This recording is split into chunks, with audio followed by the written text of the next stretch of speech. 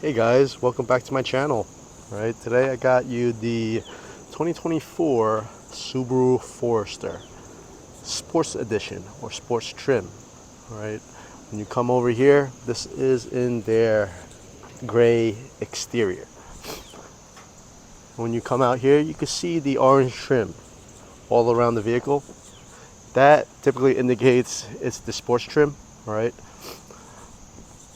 if you come look at these big headlights in the front, LED daytime running lights, your grill, your Subaru emblem. You can come down to these fog lights over here as well.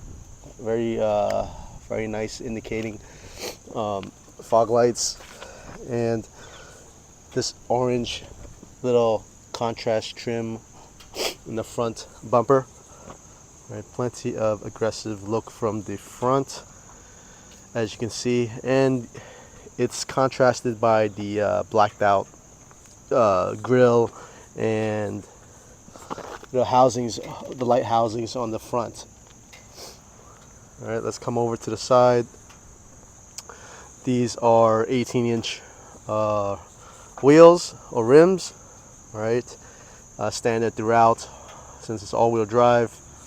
And let's come to the side of the vehicle. You got your blinkers over here, and you can see that it has the orange strip on the bottom of the side skirts. Right, as we move towards the rear, you'll see more of the orange accent in the back. It's like a three color contrast, right? You got the sport badge on the bottom. It's in orange as well, so that indicates all the orange around the vehicle or on the vehicle represents the sport trim of the Forester. And you do have contrast of black throughout, which makes it a little bit more of a sportier look.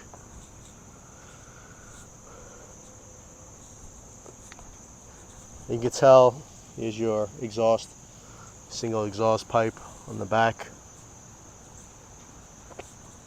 Now, I do own a Forester, it's the 2020, and basically not much has changed as the appearance wise of it, except for the front. I mean, they did with the headlights and something with the grill as well, and also the fog lights on the bottom.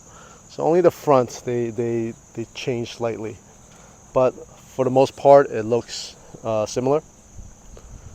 Originally I wanted to get the sport because I like the different color contrast that the sports trim gave or presented itself. But you let me know what you think about it. I think it looks pretty nice. Let's take a look inside. Here you have some soft touch leather on the door handle, but then you do have your cloth over here for the sports tag here, sports trim tag. You do see the orange stitching around the door handle as well, due to the sports trim package. Now is your regular controls, your door panel controls. These are the same. You know, your window, your side mirrors, your lock, your windows over here, your rear door child lock there. Oh, I mean, not the door, but the window. Sorry. And then as we move towards the bottom, here's your storage for your bottle and a few snacks if you needed. Your speaker. All right. Once we move towards the seats, it's a two-color tone with the orange stitching. You got some leather on the side and the headrest, and then this middle center of the seat is cloth. Sit inside. Here we are right here. You got the Subaru emblem in the middle of the steering wheel. It's a little bit slightly slim. The handle on the steering wheel. Obviously, you guys know that I do like a thicker steering wheel, just meatier, something to grab. Out of the way, here are your other controls. Your automatic start stop, for the engine. I usually turn it off because I don't like coming to the stop and it keeps shutting off the engine and starting when you let go of the brakes. That's just my preference. Here's the traction off, your lane departure or your blind spot off here. All right. And then here is for your interior lighting. All right, you can adjust that. Your vents, you see the orange stitching throughout, indicating, or highlighting the sports trim model. And on the steering wheel as well, you got the stitching inside, and you have this big orange plastic trim piece, indicating that it's the sports trim again. Let's go throughout the dash, all the way to the side, to the where above the glove box. You'll see more orange stitching, and you see more orange contrast. These simple, tiny stuff, that makes it a sports trim. Now you do have a 6.5-inch screen here. All right. You can get an option of increasing this size to an 8-inch. That's what I have on my old 2020 Forester. All right, the interface looks the same. All right, I don't think they changed much with the technology. It does have Android Auto and Apple CarPlay. I don't think it's wireless. You still have to plug in with the cables there. Right, everything's similar. You do have your info over here. You could change it on the buttons. For this button right here, you could change that screen there, like when you press it to display something else,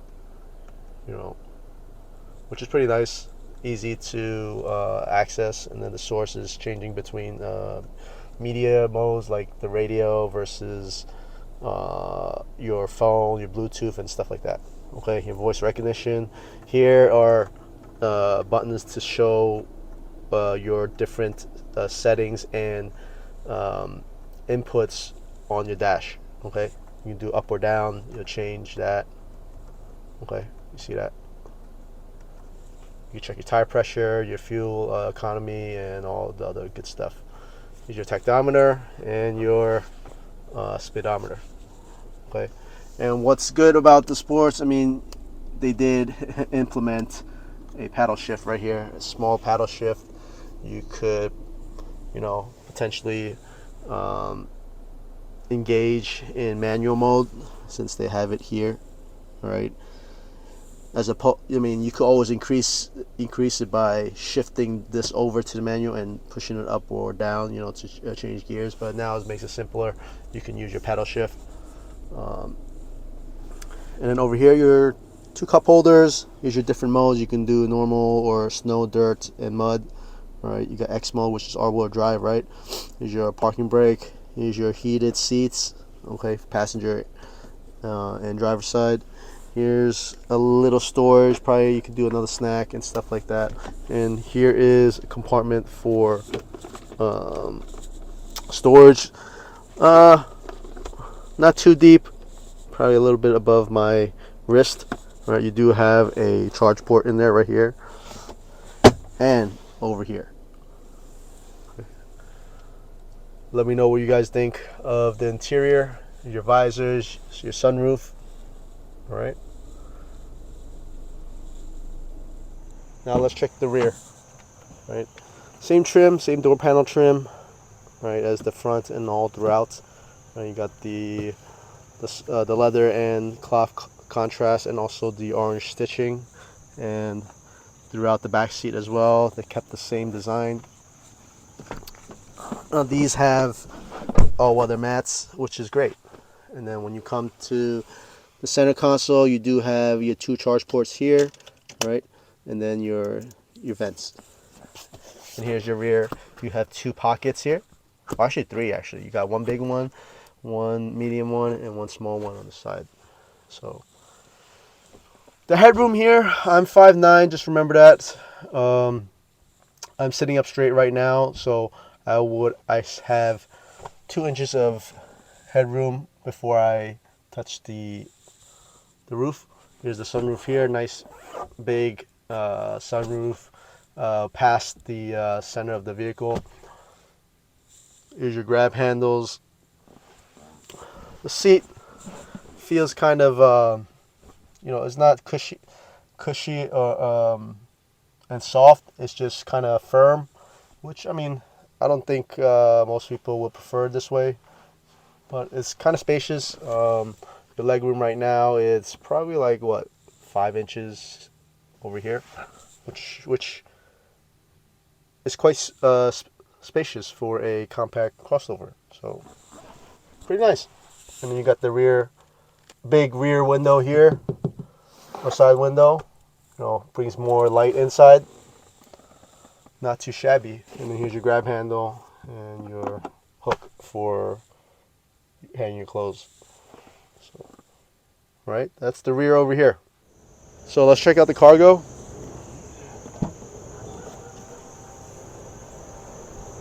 Quite spacious, especially once you take out this this cover on top. That usually gets in the way of larger items. But over here, it's pretty deep. You could definitely fit 4 carry-on luggages. Family of 4 is great. Everything will be tucked in over here. You got little storage creases over here where you could slide stuff in, put extra stuff in there.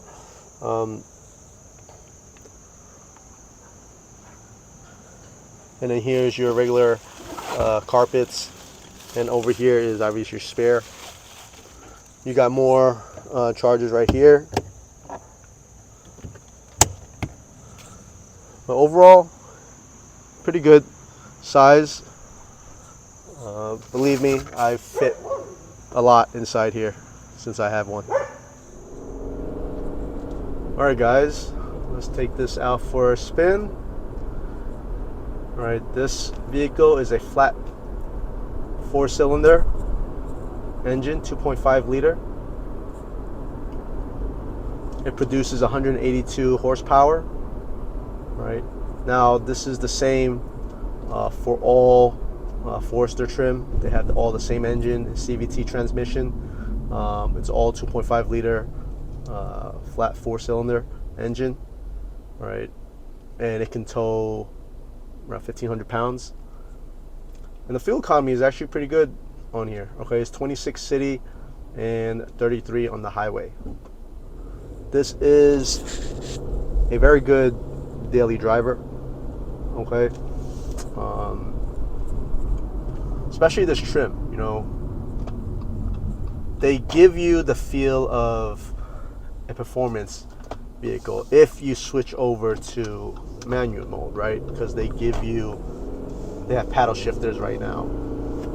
So right now I could use it right now. I could manually shift the gears, which gives you a better throttle response. There are 2 drive modes.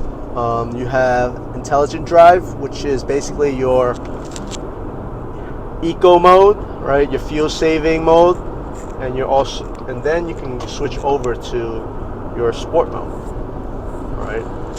Which gives you the acceleration promptly, right? So that, and also it stiffens up your handling, so you have less body roll. Because that's what I noticed when I was driving it on my other Forester, all right? Especially when you're doing like sharp or curvy roads, it tends to feel that way. Other than that, I mean, this feels great. The handling's nice. The number one thing about this is the fuel economy and the reliability of this vehicle, which is basically the brand. Subaru has been known to be a very reliable, very affordable company and line of vehicles, and the Forester is one of them. You want an SUV, a comfortable SUV that fits, a passenger of 5. You got spacious rooms in the back. I mean, I feel like the only gripe about it that I don't like is probably the technology. It looks kind of dated, especially since I have a 2020 version and the interface looks all the same. However, they do offer a technology on your mobile where you can basically control your vehicle as far as a startup, located, lock the vehicles. It's pretty user friendly, and it comes in handy quite some time because you don't always have to go to your find your keys first to remote start. Let's say for the winter time, right? You want to warm up your vehicle. You could start it up anywhere.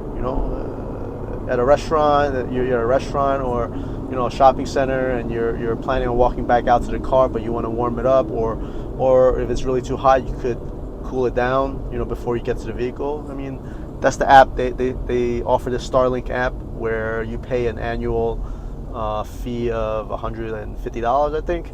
So it's not expensive at all.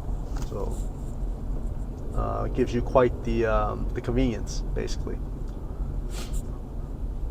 So the driving here, like I said, the handling is great. The suspension's great.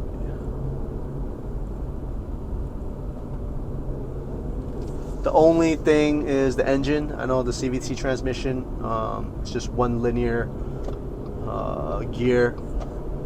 It'll shift after you slow the speed down, slow your acceleration. So, but everything else, drive-wise, feels good. The acoustics of the car is pretty loud as well, but it's bearable. It's not like inherently really loud that you hear a lot of noise from the outside. But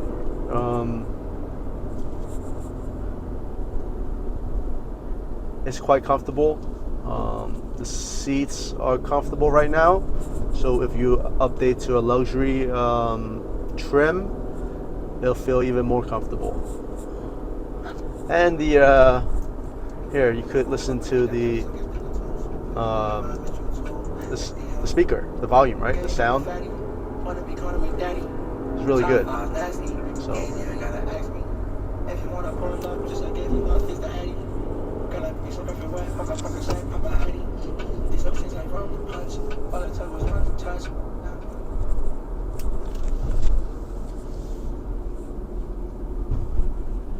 And supposedly this car does 0-60 in 8 seconds. So, well, you're not really getting this car for that. You're doing this for off-road and road trips, your daily drive. You're basically getting this for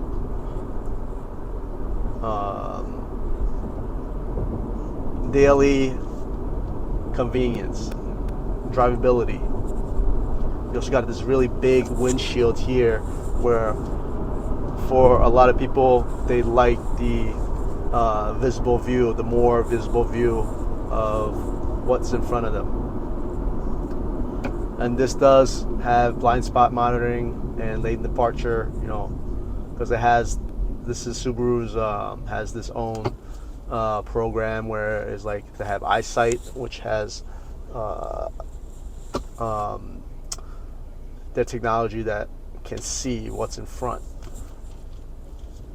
and they have sensors around the vehicle. Like I said, it drives well, drives smooth. Economy is good. The fuel economy is good. If you guys are looking for a vehicle, a compact SUV, this is something I would suggest because it has the height. That's important too. You don't feel cramped in here, even though it's a compact SUV. The roof line right now, especially when I'm sitting in the driving seat right now, I definitely have like 8 inches of headroom, 7 to 8 inches, and it feels comfortable. Nothing's too tight. The roof's not too tight, and this is a tall vehicle. which is a bonus. So I hope you enjoy the driving, coming along with me on the driving experience. And this is one of the top vehicles I recommend for economy based, for a compact SUV. All right, you guys let me know what you guys think. All right, so here are my final thoughts. This vehicle is a great daily driver, a great off-road vehicle, as far as road trips, taking your family to a far drive with your friends, stuff like that. It's a good, comfortable vehicle. Very great visibility throughout, as it has nice large windows, large windshields. Great practicality. Everything, all your buttons are right here. It gives you a lot of info on your dash, and also up there, your digital display over here, and your dash up there. The only gripe I have is probably the engine. Obviously, the CVT transmission, just one linear acceleration. That's something that I don't really like. Also, the technology here I feel like is dated. There's much more better options if you're looking for tech on other brands. But however, Subaru's top of the line reliability, I would recommend you with this vehicle. I mean, and if you drive across, country, I'm sure it has, you have some perks, because I own a Forester, and when I go snowboarding, if you go to Vermont, they'll do their Subaru Fest, and what the benefits of owning a Subaru, at least for that, is let's say you go to Killington Mountain to snowboard, they actually offer you a lot of parking spots where only Subaru vehicles can park there, which is much closer to the entrance, which, that's a big perk, I would say. It's a closer walk for you guys. But I'm just saying that's for one instance, okay? However, Subaru, being part of the Subaru family, it's a great experience. I mean, like I said, you get a lot of car. It does the job. It fits the amount of people with more than enough space. They have plenty of leg room in the back. You have plenty of leg room. You have plenty of head height. This is great for a compact SUV. And then the fuel economy, you can't really go wrong with it. 26 mpg a city and 33 on the highway. And the price for the starting price for this exact trim is $33,000. With actually all the Subaru trim from top of the line to the bottom is all within between the range of $30,000 to $40,000. That's it. I mean, everything's affordable. It depends what you actually look for. There's many different trims. There's an off-road trim called the Wilderness trim, and if you want to do that, you can, spend the money for that. I think that's probably like the second to top of the line trim for this vehicle, which is not much more. It's probably like $4,000 more than this, and it gives you off-road capabilities. But for this sports, you get the sports appearance. You get to use, paddle shifters. They give you this, so you get much more first person in control of your throttle responses. I do want to revert back and visit something I said incorrectly before, which was, obviously you can shift this over to manual, but you cannot shift with this. You cannot shift the gears with this shifter here. Okay, you have that. That's why they gave the paddle shifters for this. However, in my regular limited Forester trim, I am able to shift the gear because they don't come with paddle shifters for that. So that's the only difference, okay? So I apologize for that, saying that earlier. Either way, Subaru is a great vehicle, great company, great dealership. People I dealt with, they're very friendly, especially service as well. But thank you guys for checking me out, checking my video. I hope you get a lot of info, and also Please comment, any questions. I'll always try to answer it. I like communicating with you guys and gals. So yeah, drop a like, subscribe, please share. All right, and I'll catch you guys on the next one. And I'm out.